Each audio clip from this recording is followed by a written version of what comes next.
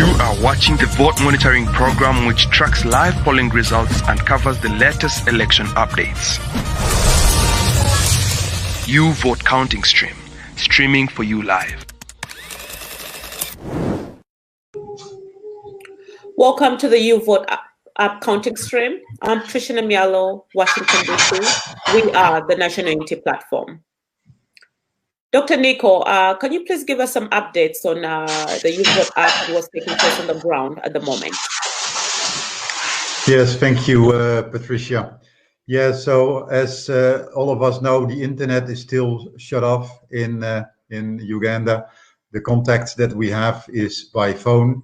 And we do receive SMSs from the Uvote users. So at this stage, it's still at a low speed.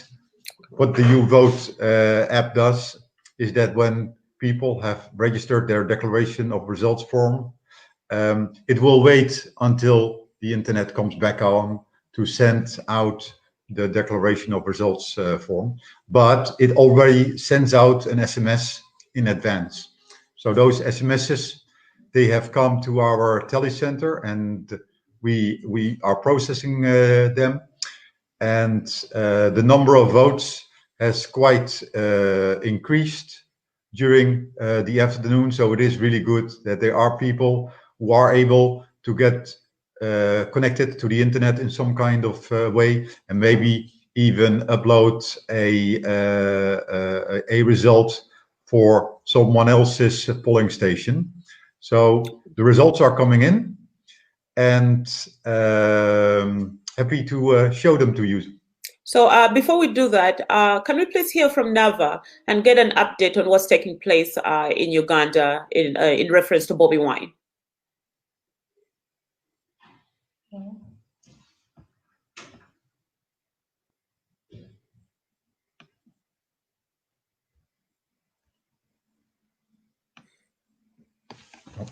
I didn't hear the question because you have earphones on. I'm going to share this with Becky. It's not very practical. Yeah. Okay. I can use one back. Yes, Patricia. Hello, Nava. How are you doing today? I'm good. How are you? Quite tired, but we're hanging in there. I know you're very tired. You guys have been working since yesterday. We just wanted to find out, we keep hearing that Bobi Wine's house is surrounded by soldiers. Apparently some climbed over the fence. Can you clarify on those proceedings? It's actually true that the president is under siege, but rumors are going on that he has been arrested. That's not true. We've had confirmation from Kampala that the president is still at his premises in Magere, but he's been surrounded by the military and other security operatives. Perfect. Thank you very much, Nava. You're welcome. In the 2021 Uganda general elections, 11 candidates are battling for the highest seat in office. Yoweri Kaguta Museveni is presenting himself for the 6th term after 34 years in office, still as a leader of the national resistance movement. He is intent on rigging the vote again, so therefore, we are counting the votes as well. Robert Chagulanyi Sentamu, also known as Bobi Wine, is presenting himself for the first time and he is already the biggest challenger and a leader of the NUP, National Unity Platform. We are also counting for Patrick Oboy Amriat, leader of the FDC, Forum for Democratic Change, Mugisha Muntu, leader of the ANT, Alliance for National Transformation, and Norbert Mao as a leader of the DP Democratic Party.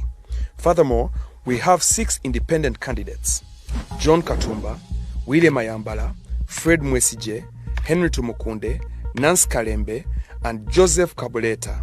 Uvote is counting your votes. It's about Uganda's Choice 2021.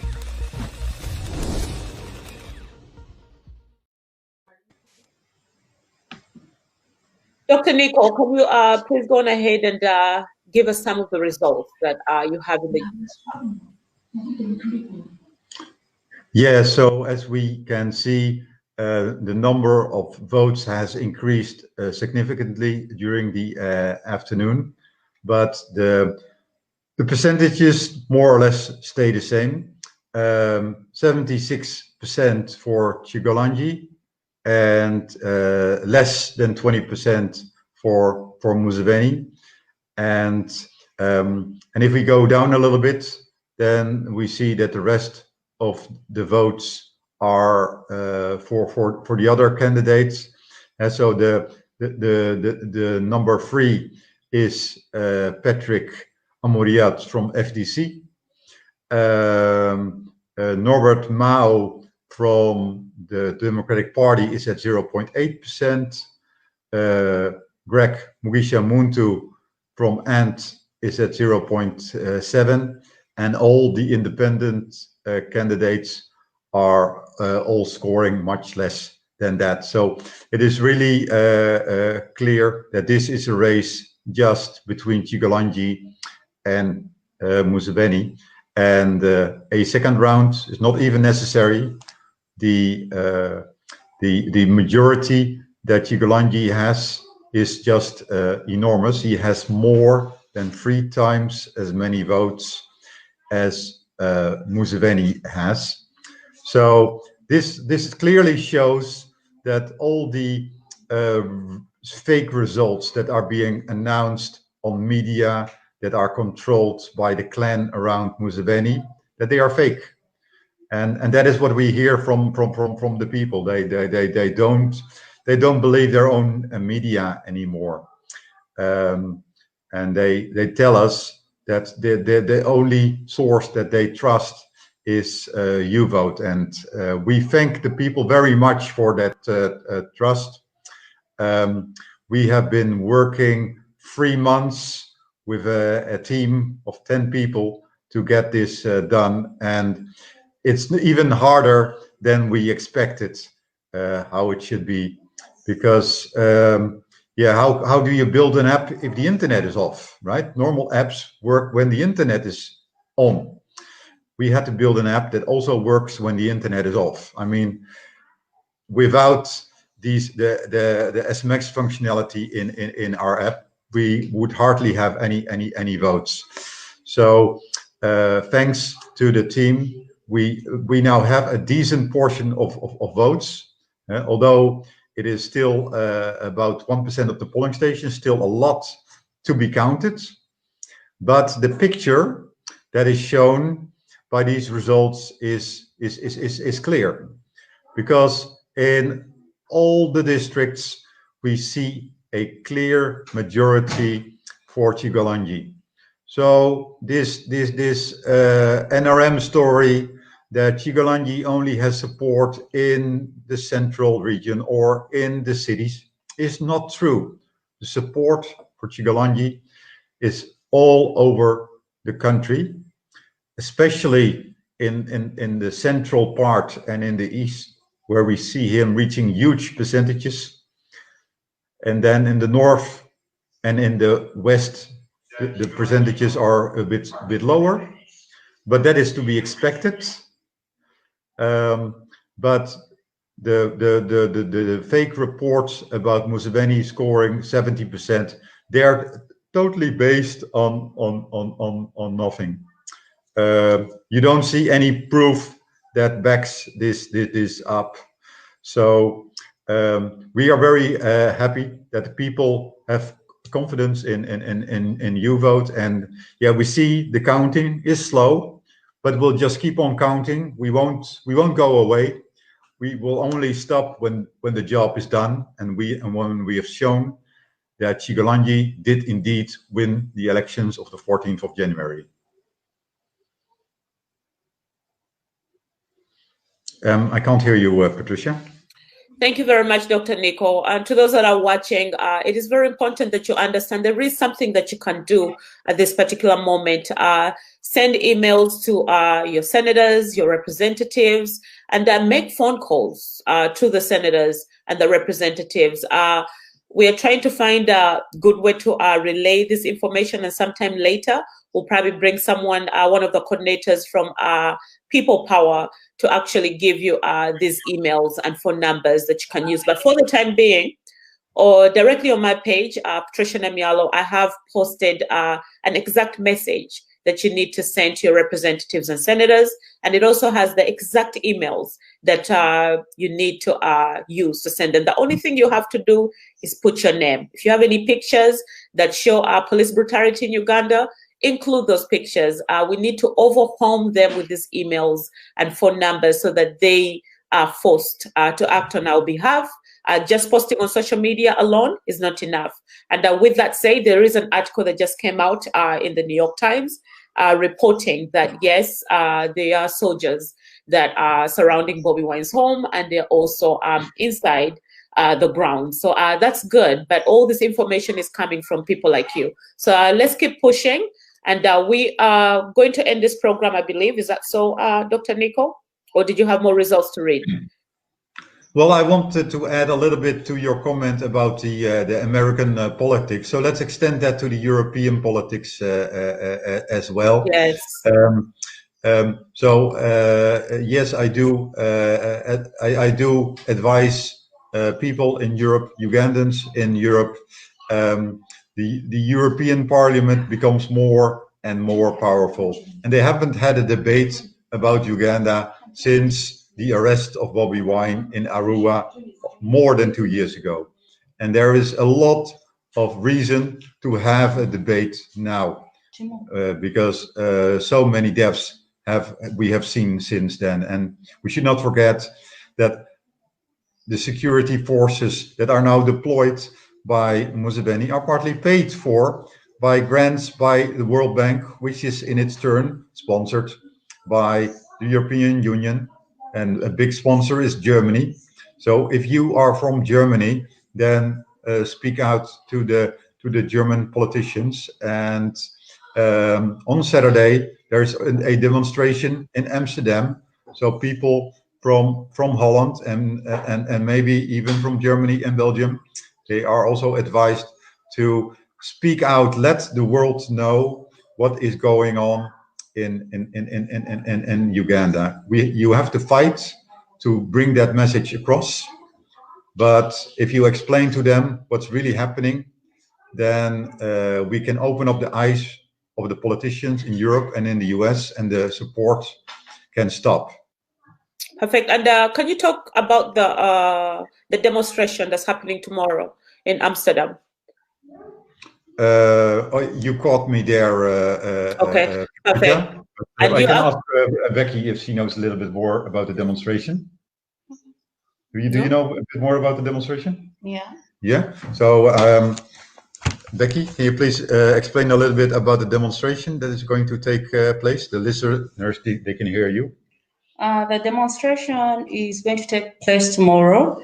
Ugandans in the Netherlands and all friends of Uganda will be coming together to demonstrate against first of all, we have a campaign here in the Netherlands because the Dutch government has been continuously supporting the regime.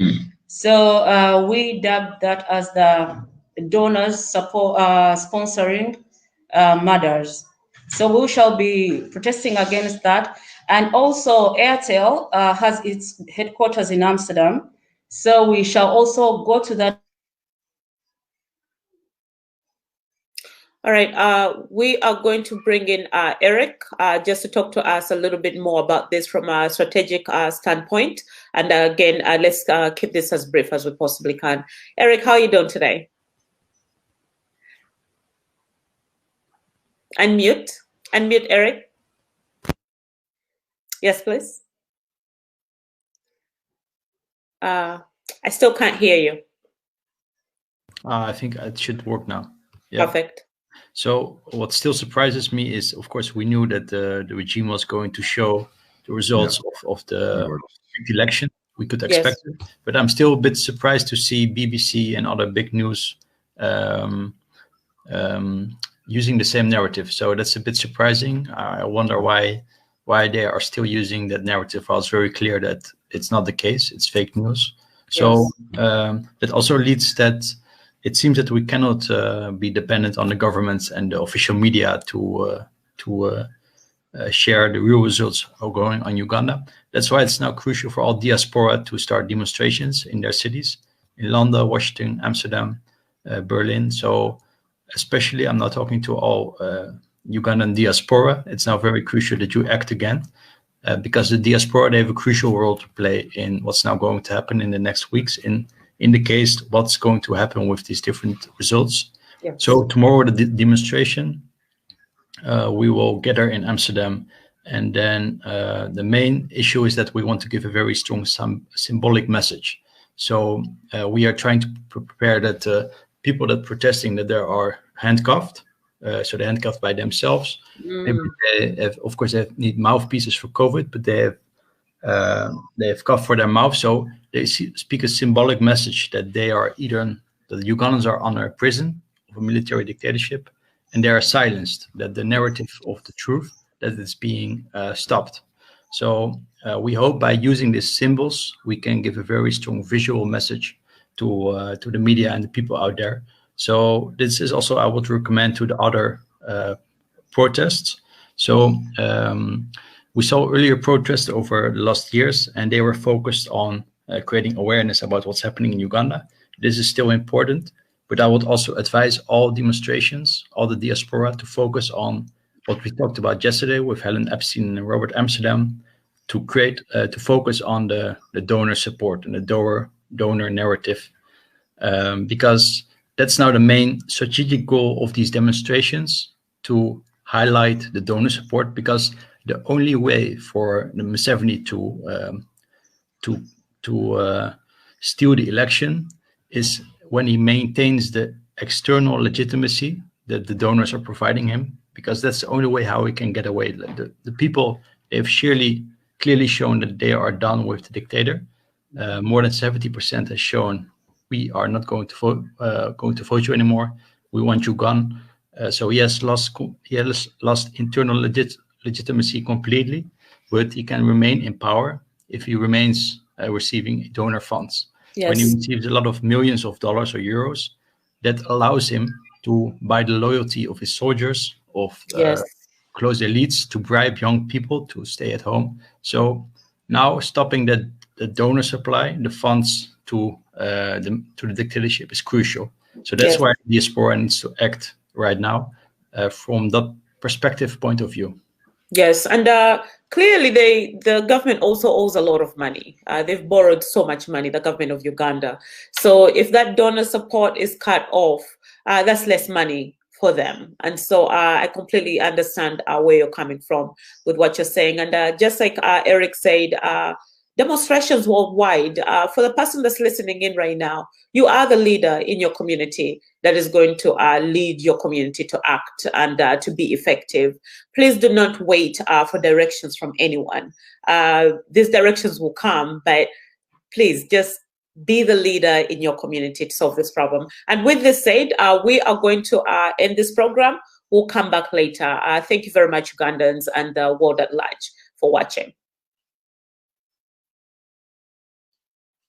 You are watching the Vote Monitoring Program, which tracks live polling results and covers the latest election updates. Uvote Counting Stream, streaming for you live.